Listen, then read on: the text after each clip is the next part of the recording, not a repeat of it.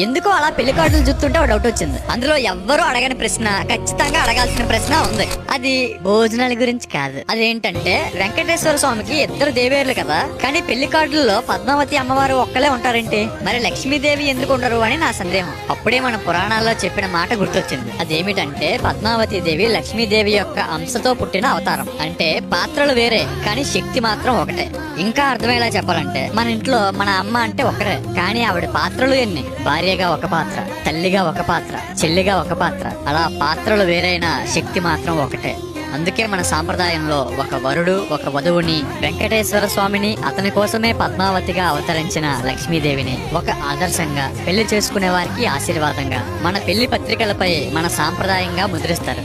దాని ద్వారా భార్య ఎక్కడ బాధలో ఉన్నా భర్త అక్కడ ఉండాలని, భర్త ఎక్కడ ఉన్నా భార్య అక్కడ అవతరించాలని ప్రతీకాత్మకంగా సాంప్రదాయంగా వస్తున్న మన హైందవ ఆచారం.